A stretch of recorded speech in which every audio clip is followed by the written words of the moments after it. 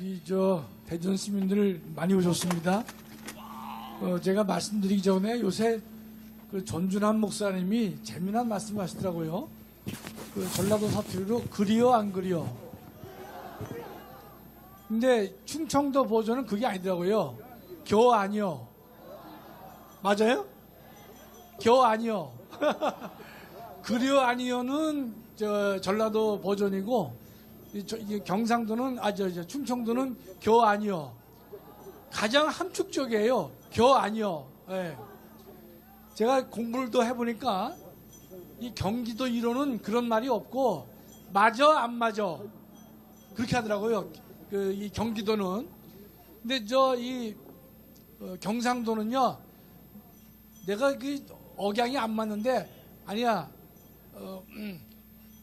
맞아. 아유, 이제 흉내가 안 되네. 맞나 안 맞나? 맞나 안 맞나? 이렇게 비슷하게. 죄송합니다. 이게 좀 헌법이 아니라서 서툴어요. 예. 근데 하여튼 분명한 것은 우리 충청도가 제일 재밌는 게 겨 아니여. 딱 세 글자예요. 겨 아니여. 그려 안 그려도 길거든요. 근데 겨 아니여. 세 글자. 예. 아, 참 너무 매력적이에요. 예. 여러분, 근데 우리가 1년 동안 귀에 못이 박히도록 들은 단어가 내란이죠. 그렇죠? 그럼 뭐 눈만 뜨면 내란이고 내란 척결이고 내란 세력이고 이런 이제 가장 듣기 민망한 얘기들을 우리가 1년간 들어왔습니다. 작년 12월 3일 날 윤석열 대통령께서 나라를 살리기 위해서 계엄을 선포하셨는데 그것을 예컨대 바로 내란이라고 몰아붙이면서 이재명 일당들이 국가 권력을 장악했죠. 그것을 저는 뭐라고 표현하고 싶은가면 이재명 일당들이 국가 권력을 장악한 것은요, 국가 반란입니다. 명백하게 국가 반란을 했어요. 예.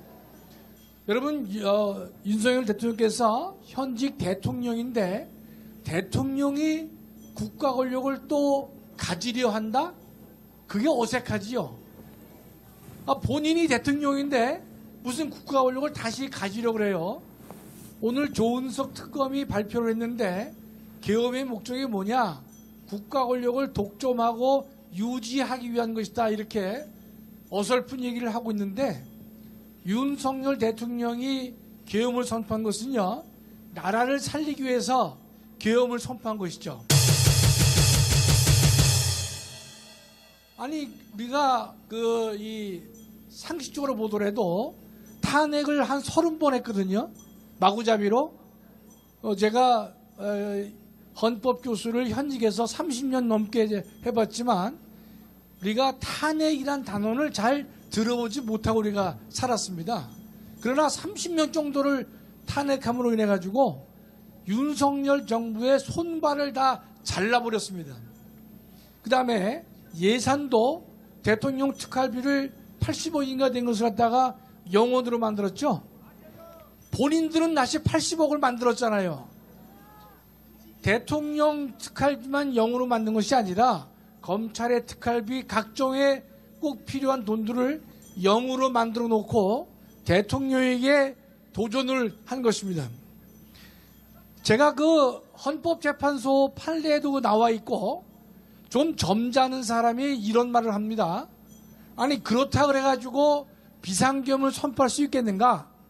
아니, 헌법과 법률이 정한 방법이 또 있을 터인데 왜 비상계엄을 선포했느냐? 이렇게 얘기를 합니다. 제가 공개적으로 다시 한번 묻습니다. 그러면 윤석열 대통령이 현행 헌법하에서 비상계엄 이외에 다른 방법이 있다면, 단 하나라도 있다면 나한테 이야기하라는 것이. 다시 한번요.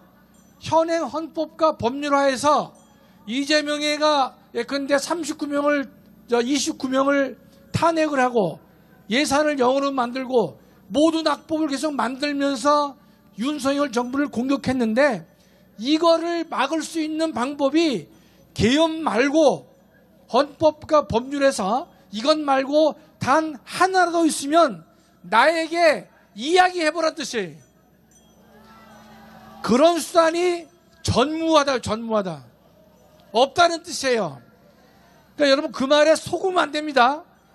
헌법재판소도 뭐라는가 하면 탄핵 이외에 계엄 이외에 다른 방법으로도 얼마든지 가능할 수 있을 터인데 왜 가장 극단적인 계엄을 선포하느냐라고 말을 하지만 실제로 헌법이나 법률 하에서 이재명 일당들의 공격을 막을 수 있는 것은요, 계엄밖에 없다는 사실인 것입니다.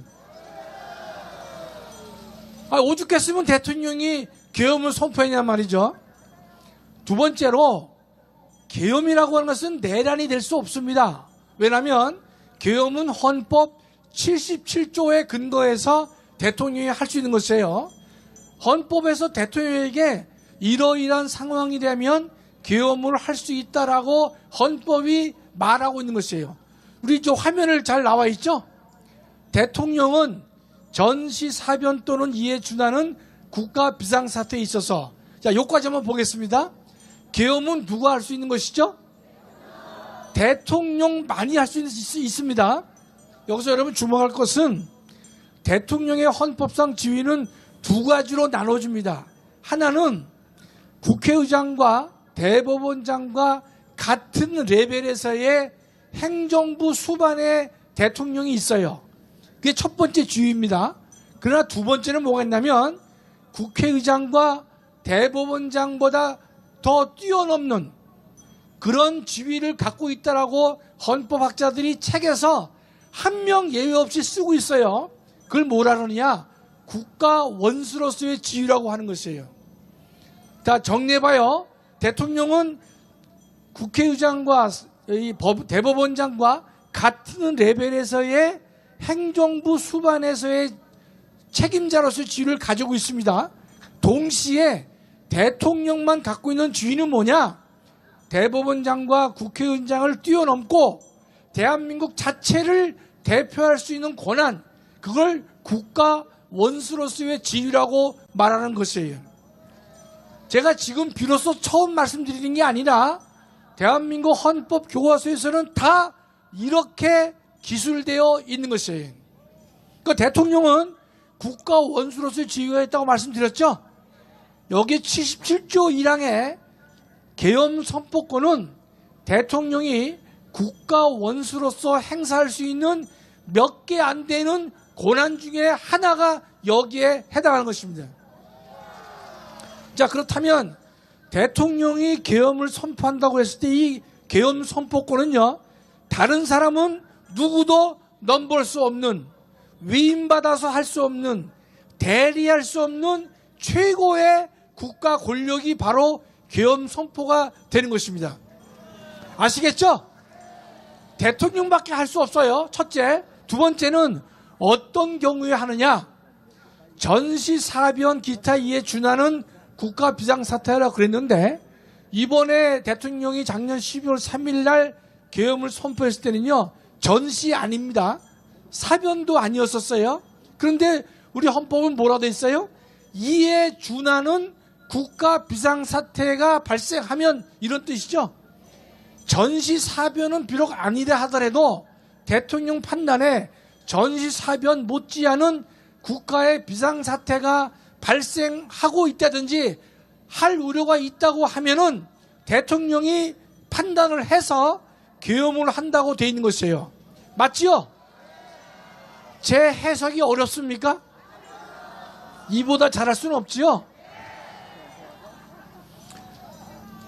그러면 대통령이 계엄을 선포할 수 있는 상황적 조건인 국가 비상사태인지 아닌지는 누가 판단하느냐? 대통령만이 판단할 수가 있는 것입니다. 아니, 헌법에 그렇게 돼 있잖아요. 그렇죠? 그러니까 우리 윤석열 대통령도 그 검찰총장 출신이기 때문에 이 헌법조문을 100번도 더 읽어봤을 것이에요. 그렇겠죠? 두 번째는 여러분, 계엄이 선포되니까 국회와 중앙선관위에 군인이 투입됐죠. 그러니까 뭐 정청래 이런 놈들은 뭐라 하면 뭐 군합발이 어떻고 있다고 소리 하는데, 계엄의 본질은 뭐냐? 경찰력으로 해결이 안 되기 때문에 누구를 동원하라고 돼 있느냐? 병력으로서, 병력으로서. 계엄은 따라서 누가 투입되느냐? 군인이 투입되는 것이 당연한 것이에요. 따라서 비상계엄을 당일 목요일 날 10시 반에 비상계엄을 선포한다라고 하고서 바로 군인이 국회에도 들어갔고 중앙선관에도 들어갔죠. 적법해요? 부적법해요? 계엄을 선포하니까 병력으로서 이렇게 했다. 병력으로서. 그래서 군인이 투입된 거예요. 그 다음에 군사상 필요에 응하거나 뭐 공공의 안정질서 이러한 목적은 대통령이 판단을 했단 말이죠. 따라서 국회나 중앙선관위에 군인이 들어간 것은요, 적법해요? 적법하지 않아요? 겨우 아니요? 맞잖아요. 여러분, 우리 그냥 뭐 상식적으로 말씀드리는 것이 아니라 헌법 조문에 나와 있어요. 예. 자, 그러면 나온 김에 사망까지 봅시다. 사망. 우리 헌법은요, 여러분, 계엄은 두 가지가 있는데 비상계엄이 있고 경비계엄이 있지만 경비계엄은 헌법이 별 말을 안 해요. 이건 좀 시원치 않거든요. 이건 계엄법에 나와 있는 건데 헌법은 특별히 대통령이 비상계엄을 선포할 때는 이러한 혜택이 갈 것이다 라고 헌법은 말하고 있어요. 그럼 대통령이 비상계엄을 선포할 때는 어떤 일을 할 수 있느냐? 자, 첫째 줄 봅니다. 둘째 줄에 영장제도, 언론, 출판, 집회, 결사의 자유에 마지막 줄에 특별한 조치를 할 수 있다 그랬어요. 자, 그럼 보십시다. 영장제도에 대해서 특별한 조치를 할 수 있다는 말은 무슨 뜻이냐? 영장의 예외를 허용한다 이 뜻입니다. 그 제 개인의 얘기가 아니에요. 대한민국 모든 헌법 교수들이 쓰고 있는 한 7, 8종의 책에 보면 다 똑같이 쓰고 있어요. 아시겠죠? 예외가 없어요. 자, 그렇다면 당일날 중앙선관위에 병력이 투입됐죠? 투입됐는데 중앙선관위 직원들의 휴대폰을 영장 없이 뺏었어요. 이게 위법한 것 같죠? 아니에요. 왜냐하면 영장제도에 대해서 특별한 조치를 할 수 있기 때문에 비상계엄이 선포되면요, 중앙선관위 직원들한테 가서 영장 없이 휴대폰 내놔 빼앗을 수가 있는 것이에요. 겨우 아니요. 그다음에 중앙선관위에 들어가가지고 막 서버를 뒤졌잖아요. 그렇죠? 영장 없이 압수수색했지요. 할 수 있어요, 없어요? 여기 나오잖아요. 영장 제도에 대해서 특별한 조치할 수 있다는 말은 영장 발부가 필요 없다는 거예요. 그러니까 지금 여러분 잘 보시면 특검이나 이재명이나 정청래는요, 중앙선관위에 군인이 투입된 것에 대해서는 이 인간들이 말을 안 합니다. 왜 안 하느냐? 그게 헌법적으로 적법한 조치이기 때문에 그런 것이에요. 그대로 나오잖아요. 영장에 대해서 특별한 조치할 수 있다. 휴대폰 그냥 뺏을 수 있고 중앙선관위 압수수색 영장 없이 가능하다는 것이에요. 자, 거기까지 다 적법하지요? 그러면 윤 대통령이 왜 중앙선관위에 군인을 투입했겠는가? 국회보다 더 많은 사람이 들어갔어요. 그거는 왜냐면 백종원 예전에 국정원 3차장이 이 중앙선관위를 담당하는 책임자인데 그 사람이 현직에 있을 때 대통령에게 보고를 했어요. 중앙선관위를 가서 보안감사를 해보니까 업무용하고 선거용이 서로 분리가 안 돼 있고 뚫렸다는 거예요. 그러면 업무용으로 어떤 놈이 들어갔다가 선거용 그 파트로 들어갈 수가 있잖아요. 대단히 위험하다. 문제가 있다. 이렇게 윤 대통령에게 보고를 했던 것이에요. 그는 나중에 이 사람이 이 특검에나 또 헌법재판소에 나왔어도 그런 증언을 했습니다. 그러니까 선관위는 업무용과 선거용이 반드시 거기는 벽이 쳐 있어가지고 왔다 갔다 하면 안 됩니다. 왔다 갔다 하면 외부인이 업무용으로 들어와서 해킹할 수 있는 것이죠. 그래서 선거에 부정선거를 할 수 있기 때문에 철저하게 막아야 되는데 백종원 3차장 보고는 이게 열려있다는 거예요. 열려. 그러니까 윤석열 대통령께서는 중앙선관위에 대해서 압수수색을 통해서 이 부정선거 의혹을 명명백백하게 밝혀내야 되겠다라고 결심을 하신 것이에요. 여러분, 선거 부정이 있게 되면 선거 하나만 하잖아요. 그렇죠? 민주주의에 꽂힌 선거가 완전히 거짓말로 뭉개져 있기 때문에 지금의 근데 문재인 때부터 지금까지 보면요, 이재명 일당들의 지지가 180석이 넘어요. 그건 도저히 우리가 상식적으로도 받아들이기 어려운 상황이거든요. 그런데 그렇게 보고가 들어가니까 윤 대통령으로서는 중앙선관위를 한번 우리가 체크를 해야 되겠다. 그러면 그전에는 왜 못했느냐? 그전에는 선관위에 대한 압수수색이 안 되는 거예요. 왜냐? 중앙선관위가 있으면요, 시도 선관위가 있고 시군구 선관위가 있고 투표구 선관위가 있어요. 대전시도 선관위가 있습니다. 그러면 이 각급 선거관리위원회가 있는데 거기에 위원장들은요, 현직 법원장이나 현직 부장판사가 겸해요. 하다 보니까 그 각급 선관위의 문제점을 알아보기 위해서 압수수색 영장을 신청하면요, 동료 판사가 그 위원장으로 있기 때문에 선관위에 대한 압수수색을 대한민국이 썩어가지고 단 한 건도 허용하지 않았던 것이, 단 한 건도 안 했던 것이에요. 그 대한민국이 썩은 것이죠. 이 판사놈들이 예컨대 법률과 헌법과 양심에 따라서 재판을 해야 되고 누구보다도 정의 편에 서야 되는데 이 인간들이 자기 동료의 문제에 걸린다 그래서 압수수색을 허용하지 않았기 때문에 국민 많은 사람들은 부정선거에 의혹이 있다. 그러면 한번 뒤져봐서 아니면 아니고 기면 기고 판단을 해봐야 되지 않겠어요? 그걸 안 했단 말이죠. 안 하니까 윤석열 대통령은 그러면 비상계엄 이외에는 다른 방법이 없으니까 중앙선관위에 영장 없이 압수수색을 하고 중앙선관위 직원들의 영장 없이 휴대폰을 뺏을 수 있는 방법은 비상계엄밖에 없잖아요. 그래서 비상계엄을 선포한 것입니다. 그러면 국회에다가는 병력을 왜 보냈느냐? 그것도 의문이 되죠. 이런 겁니다. 지금 우리 헌법을 보면 대통령이 비상계엄을 선포했을 경우에 국회가 제적 과반수로 해제를 요구하면 해제하도록 되어 있는 것이에요. 그러면 중앙선관위에 군대가 투입됐어요.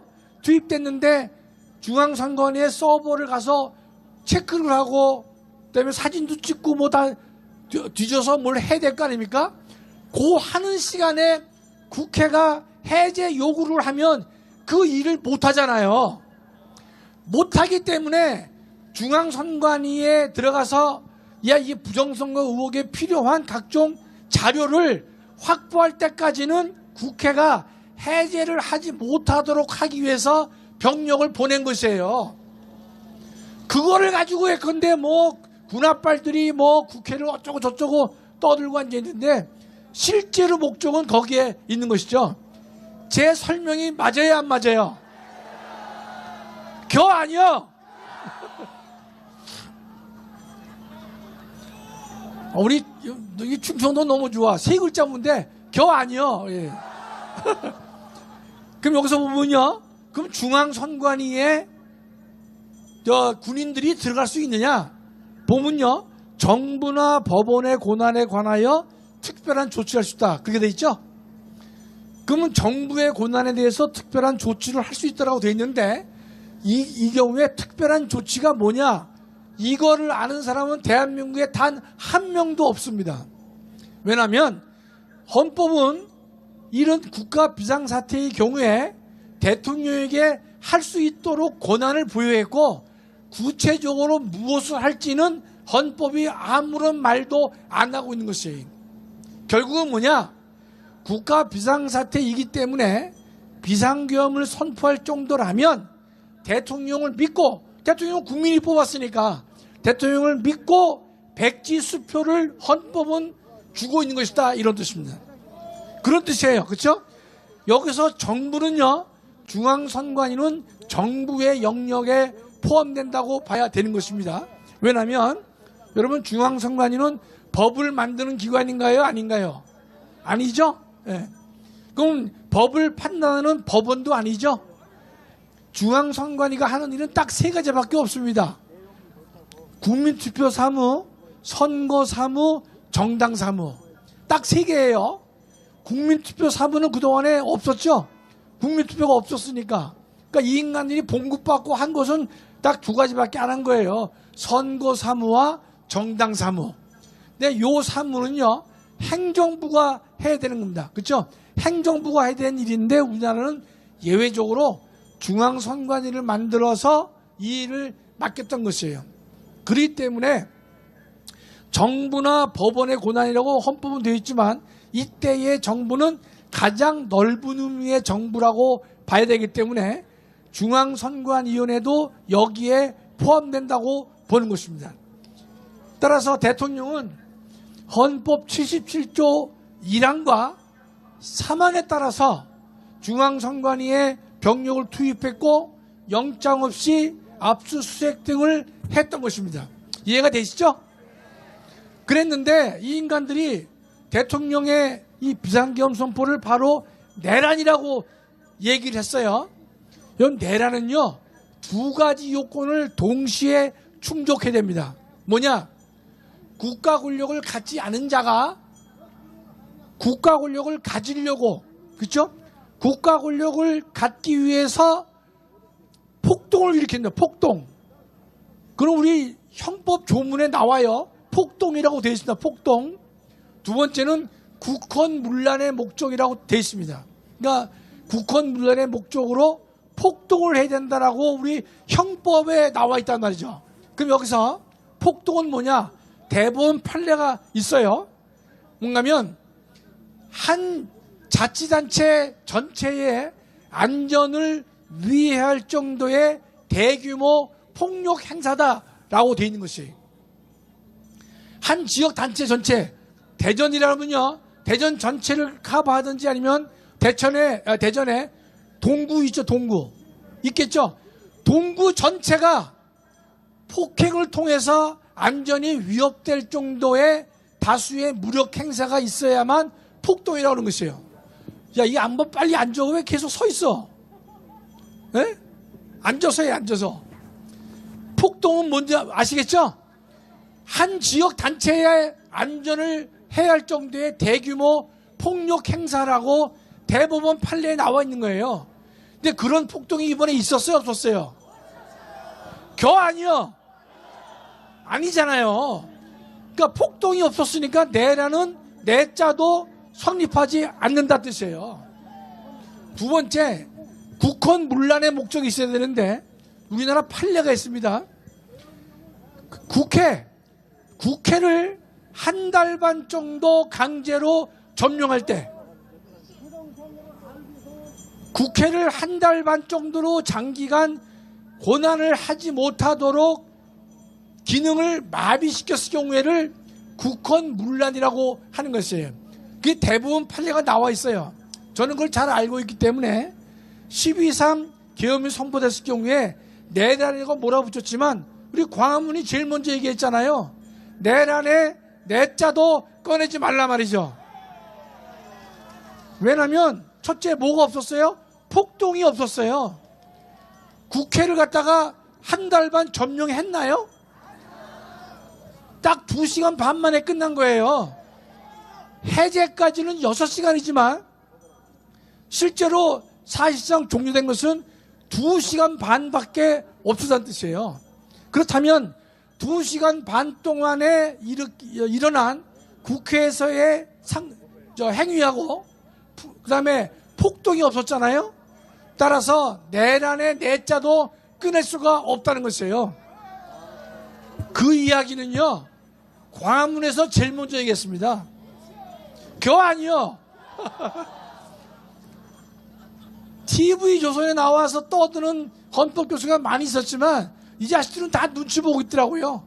다 뭐 내란이라 했는데 지금은 어떻습니까? 내란이 아니란 말이 많이 나오죠. 그러니까 저 인간들이 지금 대한민국을 다 내란으로 몰아가고 있지만 저는 분명히 대한민국의 사법부를 믿기 때문에 내년 2월 초에 지규현 판사가 결론을 내릴 때는 내란죄는 성립하지 않는다라고 저는 판결을 해주리라 저는 믿습니다. 그 이유는요, 내란이 아니기 때문에 그런 것이에요. 예컨대 비상계엄을 선포했을 때 절차상의 흠이 있을 수 있어요. 대통령이 예컨대 보면 우리가 국회에 통보를 하도록 되어 있는데 통보를 안 했거든요. 이제 그거를 트집 잡아가지고 뭐 죄를 묻는다면 직권남용은 혹여 모르겠지만 내란은 성립하지 않는다 이런 뜻입니다. 반드시 우리가 바로 잡아야 될 것은 뭐냐? 내란은 존재하지 않는다. 그러나 이재명이의 국가 반란은 존재하고 있다는 뜻입니다. 이재명이 국가 반란을 한 것이잖아요. 나라를 살리기 위해서 구국의 심정으로 목적을 가지고 대한민국이 언제 무너져도 이상하지 않을 정도로 대한민국이 헌정질서가 무너졌다라고 피 끓는 마음으로 윤석열 대통령이 호소하고 나라를 살리기 위해서 비상계엄을 선포했는데 바로 내란이라고 몰아붙이니까 수많은 사람들이 무릎 꿇고 거기에 동조를 했다는 뜻이에요. 그게 바로 국가 반란이라고 볼 수밖에 없는 것입니다. 그러니까 우리 광화문 애국 세력들은요, 반드시 내란이 아니라는 사실을 우리가 목숨 걸고 지켜야 될 것이다 이런 뜻입니다. 지금 대한민국은 다 무너졌어요. 여러분 검찰도 어떻습니까? 대장동 사건 항소 안 했죠? 검사가 무릎 꿇었죠. 그 다음에 지금 이 헌법재판소도 사심제 해야 된다 그러니까 헌법재판 소장도 나서서 네 필요합니다라고 화답을 하더라고요. 그 다음에 판사들도 지금 계속해서 재판을 미루고 있지 않습니까? 대장동 사건과 관련해서 성남시가 로펌에다가 사건을 의뢰하려고 하는데 대형 로펌이 그 사건을 맡아주지 않아요. 왜냐?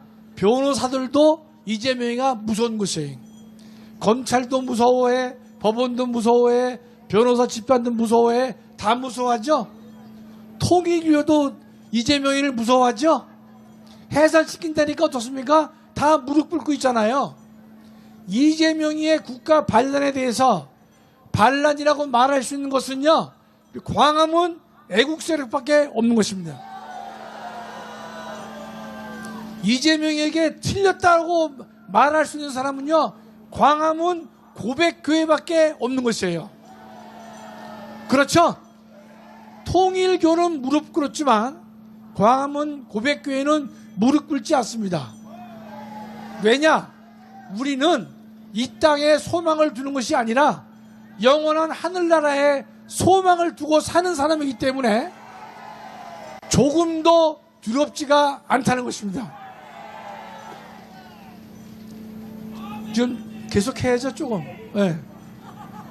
지금 연사가 셋밖에 없는데 황 장로님 벌써 가셨고 이동훈 장로한테 바톤을 넘기기도 좀 아쉽고 해서 하나만 제가 더 말씀드릴게요. 우리 이제 전광훈 목사님을 지금 계속 구속하려고 하죠. 그 왜 그러느냐? 대한민국에서 올바른 말을 하는 사람은 광화문 애국 동지밖에 없거든요. 그러니까 그 리더인 이 전광훈 목사님을 구속 기소하려고 난리 법석을 피우는데 제가 볼 때는 안 될 거라고 저는 믿습니다. 예. 또 안 돼야 되는 것이죠. 서부지법 사태에서 청년들 100명이 법원을 파괴했다 그래가지고 현재 교도소에 수감되어 있습니다. 서부지법 사태와 관련해서 이 법원을 파괴한 사람들의 청년들은요, 어떤 심정으로 했겠는가? 이런 마음이었을 것이에요. 그날 차은경이란 판사가 윤석열 대통령에게 구속영장을 발부했는데 그 이유가요 딱 15자입니다. 피의자는 증거를 인멸할 우려가 있다. 요거 15자밖에 안 썼어요. 그러면 거기에 증거를 이러이러한 이유 때문에 증거인멸의 우려가 있다는 말은 전혀 설치가 되어 있지 않고 이유는 말하지 않고 딱 15자만 쓴 거예요. 그 당시 윤석열 대통령은요 현직 대통령이었어요. 전직이 아니었습니다. 현직이에요. 현직 대통령을 구속하는데 15자 달랑 15자로 구속할 수가 겨아니요. 안 되겠죠? 일반 잡범 취급을 하고 있으니까 젊은 청년들이 화가 날 수밖에 없는 것이죠. 열 안 받습니까? 열 받아서 법원을 공격을 했던 것이에요. 물론 결과론적으로 우리가 법원 공격을 뭐 잘했다고 볼 수는 없겠지만 그러나 청년들 마음에 불을 질렀기 때문에 청년들 마음에 분노를 극도로 끌어올리게 누굽니까? 차은경이가 15자밖에 안 되는 것으로서 영장 발부를 했기 때문에 그런 것이에요. 당시에 윤석열 대통령은 현직 대통령으로서 45분간 차은경 앞에서 읍소를 했던 것이에요. 뭐냐? 계엄의 정당성을 설명했고 구속의 부당성을 이야기했습니다. 45분간 피를 토하는 심정으로 얘기를 했던 것이에요. 그러나 15자를 가지고 영장 발부하니까 청년들은 분노가 극에 달할 수밖에 없는 것이다 뜻이죠. 아직도 그 100여 명 청년들이 지금 그 교도소에 있습니다. 이거 빨리 나와야 되는데 정말 대한민국이 거꾸로 가고 있는 것입니다. 거꾸로. 그런데 서부지법 사태에 대해서 전광훈 목사님이 이렇게 선동을 해가지고 그 청년들이 이러한 일을 했다. 그렇게 이제 몰아가고 있는데 전광훈 목사님은 선동한 적이 단 한 번도 없습니다. 차은경이가 15자 그 단어를 가지고 현직 대통령의 구속영장을 발부하는 순간 그 청년들 마음속에 여러분과 저와 같은 나이가 든 사람도 예이 죽일 인간이다 그럴 텐데 청년들이 가만히 있을 수가 없는 것이죠. 겨 아니요.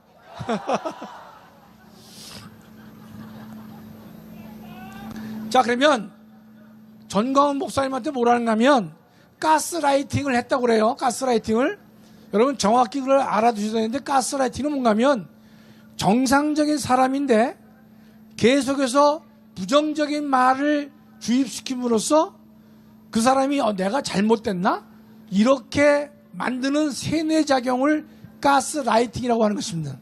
정상인 사람을 세뇌해서 비정상으로 만드는 것이 가스라이팅이에요. 전광훈 목사님의 광화문 연설은 그게 아니라 잠자고 있는 청년들의 애국심을 고취시켜 주신 것이죠. 그렇죠? 잠자고 있는 광화문 애국 동지 여러분들께 우리가 지금 이렇게 편안하게 있어서는 안 될 것이다 라고 깨우쳐 준 말씀이죠. 부족한 우리들을 깨우쳐서 바르게 만든 것이죠. 가스라이팅하고는 정반대가 되는 것이에요.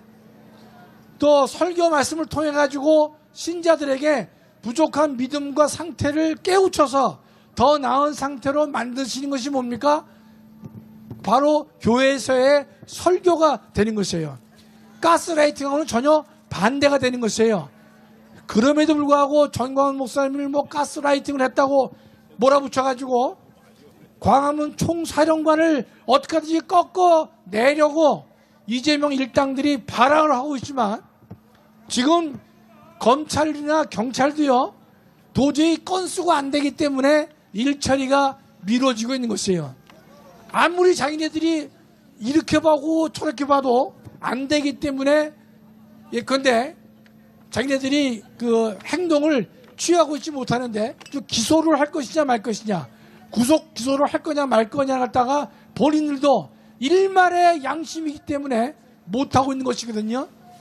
여러분의 근데 우리 광화문 애국성도들이 이재명이가 하도 잘못되고 있기 때문에 우리는 어떻게 합니까? 함께 모여서 기도해야 될 것이고, 우리는 모여서 우리의 정직한 목소리를 함께 내야 될 것입니다. 그래서 우리가 정광훈 목사님이 부당하게 구속 기소되지 않도록 우리가 모두가 함께 노력을 해야 될 것이다. 맞죠? 겨 아니요. 자, 여기까지만 하겠습니다. 감사합니다.